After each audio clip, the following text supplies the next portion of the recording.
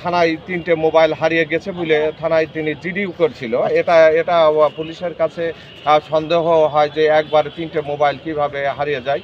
এবং গ্যাসবাবু এবং সাইদুল করিম মিন্টু জেলা আওয়ামী লীগের সেক্রেটারি তারা দুইজন একসাথে চলাফেরা করতো। যদি যেখানে গ্যাসবাবু কি খেয়েছে বা সাইদুল করিম মিন্টু কি খেয়েছে না খেয়েছে, তারা দুইজনই একসাথে গ্যাসবাবুর গাড়িতে ঘোরাফেরা করতো। তাদের সাথে কি মিন্টু সাহেব এবং গ্যাসবাবুর সাথে সখ্যতা অনেক ডিপ ছিল, এবং আমরা যেটা জানি যে গ্যাসবাবু উনি জেলা আওয়ামী লীগের ত্রাণ ও কল্যাণ বিষয়ক সম্পাদক হিসেবে দায়িত্ব পালন করছিলেন। পরবর্তীতে কি হলো?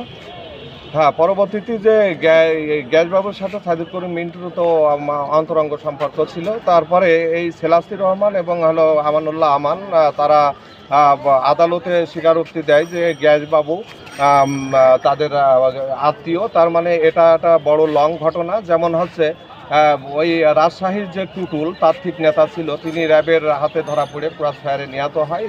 সেখান থেকে একটা তাদের সন্দেহ হয় যে এই আনার নিহত আনার এমপি এই র্যাব দিয়ে ধরিয়ে ওই তাত্ত্বিক নেতা টুটুলকে হত্যা করিয়েছে। তখন থেকেই ওই শিমুল ভূঁইয়ার সাথে শিমুল ভূঁইয়া এবং শাহিনের স্বাস্থ্য ভাই যে ছিল টুটুল, এবং সে এবং ওই যে শিমুল ভূঁইয়া ওনার হলো ভগ্নিপতি, তার মানে বোন জামাই ছিল, মানে একে অপরের সাথে আত্মীয়। কিন্তু সর্বশেষ যে বিষয়টা রুল ভাই আমি জানতে চাচ্ছিলাম যে একেবারে জেলা আওয়ামী লীগের শীর্ষ পর্যায়ের দুই নেতা, আসলে মিন্টু সাহেব আমাদের জেলা আওয়ামী লীগের যে সেক্রেটারি, ওনার সম্পৃক্ততা কিভাবে এই জায়গাটায় আসলো, এই বিষয়টি যদি একটু জানাতেন।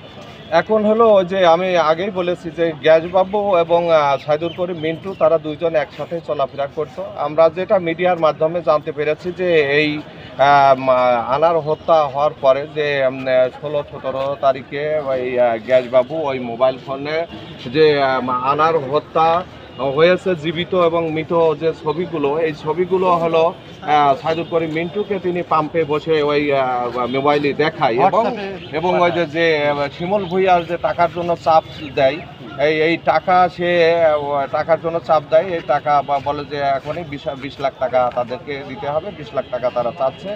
এরপর হচ্ছে যে বলে যে আমি টাকা কোথা থেকে দেবো। আমরা বিভিন্ন মিডিয়ার মাধ্যমে এটা জানতে পেরেছি, যেমন হলো 71 টেলিভিশনের মিডিয়ার মাধ্যমে জানতে পেরেছি।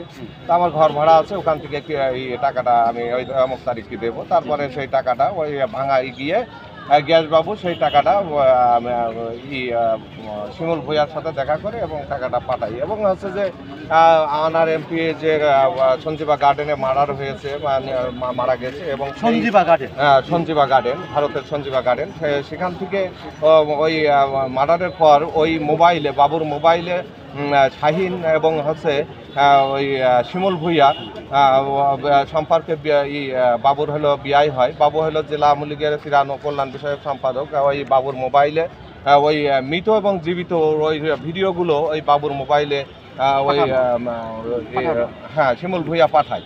এই পাঠায় এবং পাঠানোর পরে তিনি এই মোবাইলের যে ছবি এবং ভিডিও এবং জীবিত এবং মৃত যে ভিডিওগুলো, সেগুলো জেলা আওয়ামী লীগের যিনি সেক্রেটারি, যিনি গ্রেপ্তার আছে এই মামলায়, তাকে দেখানোর পরে তিনি বলে যে তুই এসব কি করেছিস, হ্যাঁ এসব। তখন ওই মোবাইল রেখে তারপরে ওই গ্যাসবাবু থানাতে জিডি করার পরে উনি হচ্ছে যে জিডি করার পরে এরপরে হলো পুলিশের একটা সন্দেহ চোখে চলে আসে, বা গ্যাসবাবু তাকে আটক করে নিয়ে যায়। তিনি 164 ধারায় সম্পৃক্ততা স্বীকারও করেছে। তারপরে